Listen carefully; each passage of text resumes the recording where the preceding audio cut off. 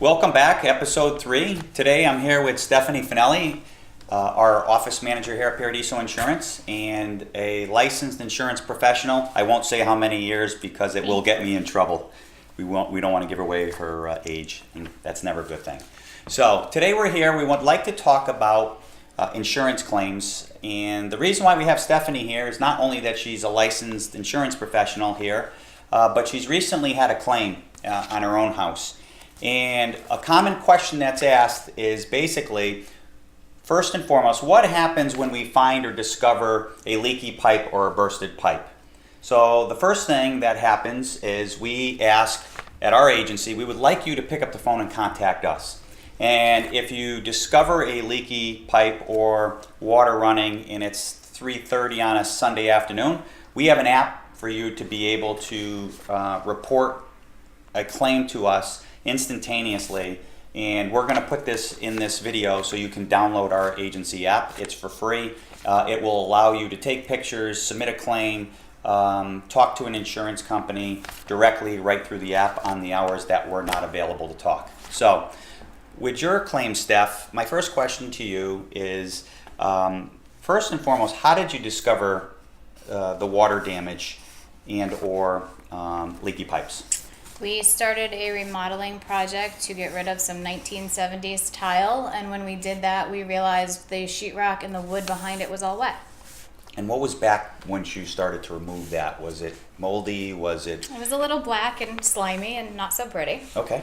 And that's another common question that's asked, right, on insurance is the mold Good or bad? good or bad, first and foremost, which Yep. we love to recommend Don Flint. Yep. AMA He did out of come out and take a Ellington, look Connecticut. at it.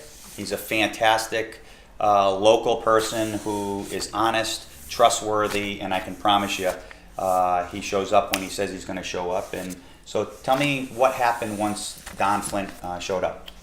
He let us know that the mold in its wet state was not as dangerous to us, but we needed to be very careful when we were touching it, even though it hadn't been tested yet for what type of mold it was, to contain it at all costs if we could until we got the adjuster out there. So once that started all rolling together, we stopped really any construction project until we called the claim in to the insurance company. Always very, very, very important. If you find mold or find a leaky pipe, the first thing you need to do is to report a claim, because if you decide that you're going to go ahead and fix this without getting it reported to the insurance company, this could run into a lot of problems. That's why we highly recommend, if you're insured with us, that you contact us and let us help you and walk you through the claims process and get everything reported. If you're not with us, I would highly recommend, if you're with an independent agent, is contact your agent and let them know what's going on. So from there, Steph, could you tell me what was the next step? You contacted, obviously, Vinny contacted you and said, which is her boyfriend, who he discovered the issue, contacted you. You then did what? We called the claimant to Kemper to start the claim as a water leak and mold issue, since at that point we were not sure where the water was actually coming from. Right off the bat, unfortunately, the adjuster said that it would not be covered. He hadn't sent anyone out yet to see it. Nobody knew at that point where the water was even coming from. So Vinny was pretty discouraged with that, as most of everybody would be, because you're paying for insurance and that's not really what you want to hear. So we forced the issue a little bit, and they sent out their adjuster to come look at it. The important thing and the important part of this story is not to get discouraged. Claims adjusters, more and more often what we're finding talking to our insureds is they're saying, hey, it doesn't look like there's coverage. We're not sure if there's coverage. That is a tough thing to swallow, and I don't want you to get discouraged. I want you to push the envelope and push the issue like Stephanie did. And when she was talking to me, the first thing I said is, you got to keep going. You got to get an adjuster out to see and discover where and what happened so that we understand what that claim is. And the reason why I'm saying that is because everybody's homeowners are different. Unfortunately, there isn't one homeowner that pays for everything. What we're finding in sitting down with a client that we're going back tomorrow is that the gentleman has several different properties, and in one case he has a DP1, which probably doesn't mean much to very many people, but let me just tell you, it's a very, very, very inexpensive policy. It's inexpensive because there is a lot of lack of coverages. There's a lot of exclusions in that policy. For example, dog bites are excluded on that policy. Frozen pipes. Frozen pipes and specific water breaking pipes, like, for example, your dishwasher. There's a lot of coverages that are excluded. So remember one thing, cheap is not always the best. Cheap can be very expensive, God forbid you have a claim. So now that we hopefully gave you one tip that you're not going to just quit if the adjuster says to you, I don't think it's covered, because that's not what we want you to do. We want to make sure that if it's supposed to be covered, we want to make sure we push the envelope. And if you're insured with us and you get an adjuster who gets a little aggressive in the senses without ever even seeing it, saying that, oh no, it's not covered, or I don't think it's covered, we need you to let us know so that we can contact the carrier to say, hey, you know, you're making our insureds nervous and kind of pushing them around before you even get out there and see what actually is taking place. You're probably the fifth or sixth person in the last couple weeks that's happened to, and that's why we're trying to bring this to your attention in the senses of saying, hey, we need to let the adjuster know, hey, we want you to come out, let's set up a date and time, and let's get out there and expose the wall to make sure we can find the leak. So with that being said, what was the next step that's taken place from there? The adjuster did come out. He originally, after looking at the damage where the water was coming from, he assumed that it was the way the deck was installed on the house. So that night we called a contractor, had him come over and tell us how to, other than removing the deck from the house and starting over, possibly just make a repair to it to prevent it from further happening. His suggestion was to open up the floor underneath the cabinets that would expose that level of height to the deck to the house, and that in fact wasn't wet at all. So we then cut a hole in the wall because our pipes are between the two walls. We don't have exposed pipes, and that's where the water was actually, you could see a physical hole in the pipe, and that's where the water was running through. So it was like a pinhole. Like a pinhole.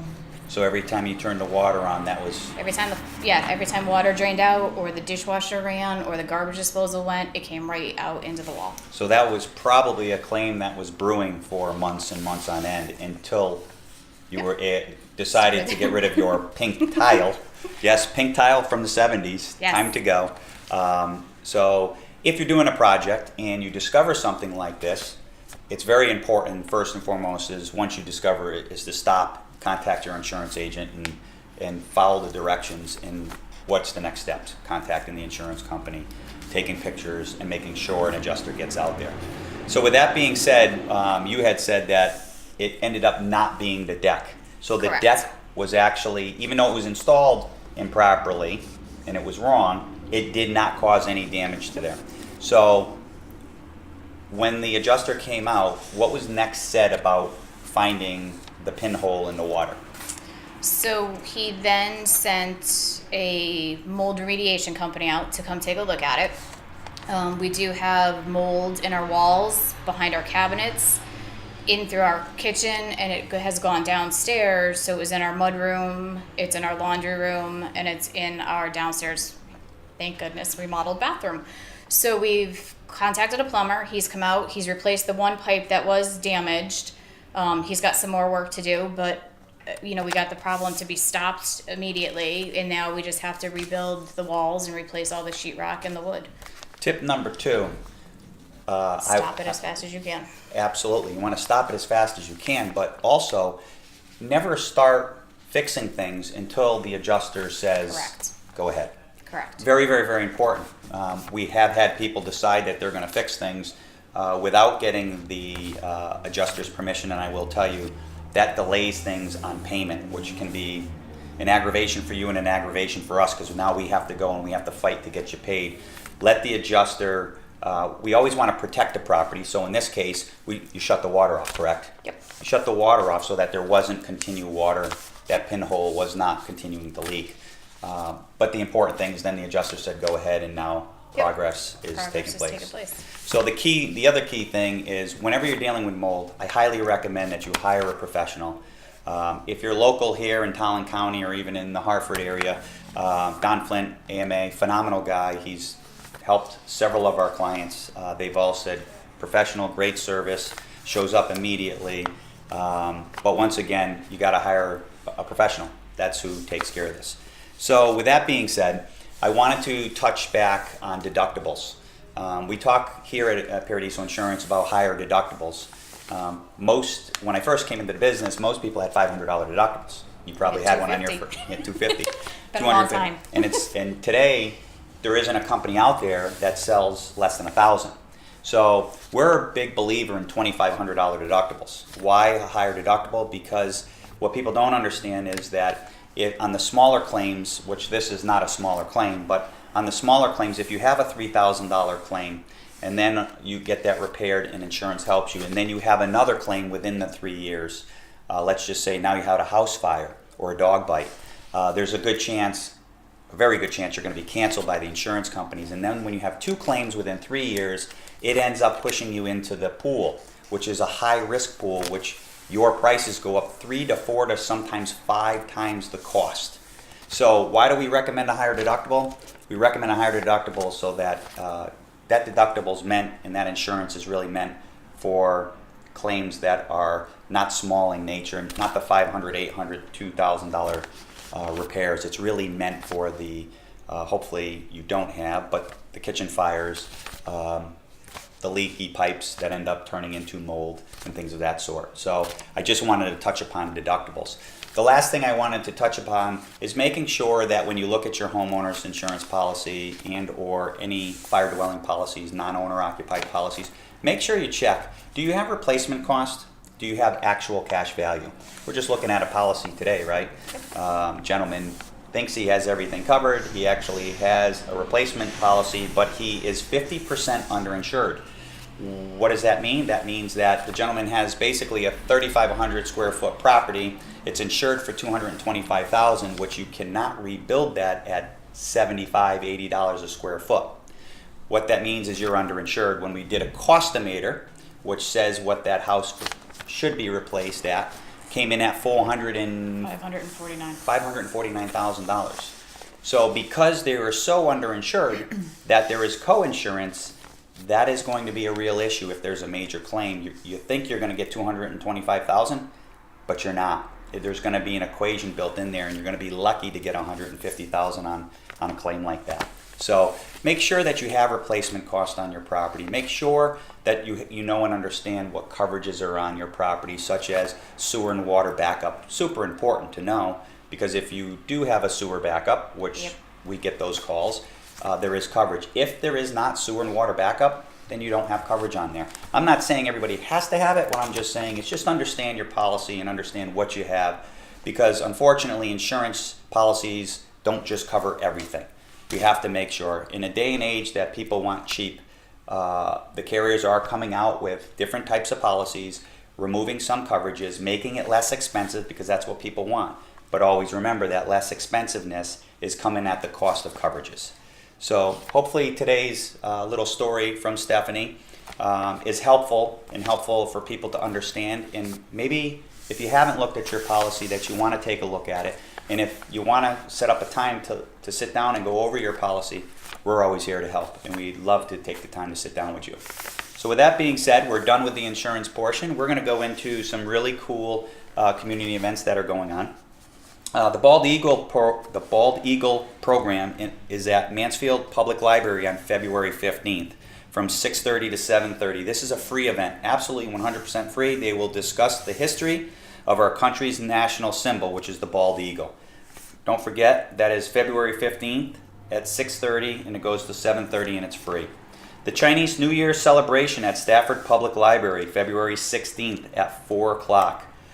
Great for children of all ages. Once again, that's at the Stafford Public Library, the Chinese New Year celebration, February 16th at 4 o'clock. Pints for Pups at a very, very good local brewery called Still Hill Brewery out in Rocky Hill on March 3rd from 1 o'clock till 5 o'clock. Enjoy craft beer. I can promise you the beer is awesome. Help raise money for One More Dog Rescue, Inc. It's a great way to give back and enjoy. That's where Max came from. Absolutely. Max, our office dog, came from this awesome foundation that's given back to people and families, allowing a dog to live, which is a great thing. Max has been by far one of my favorite dogs. Last but not least is our Easter egg hunt. Yes. When is that? The 24th of March. Which is Saturday, March 24th from 2 to 4. 1 to 3. 1 to 3. Don't listen to her, 2 to 4. 1 to 3. 1 to 3. March 24th, Easter egg hunt. 1 to 3 at Stafford Middle School. Yes. That is up by the Stafford Library, up on the top of the hill. We're going to have several fields so that we'll make sure there's eggs on all fields so we can separate ages so we don't have the little issue we had last year. Yep. So that's why we've moved it up to Stafford Middle School. It's March 24th. If you have any questions or concerns, you can always reach Stephanie or Mike Kenderdine, and we will make sure that you have their email addresses. So with that being said, thank you, and until next time, have a great day.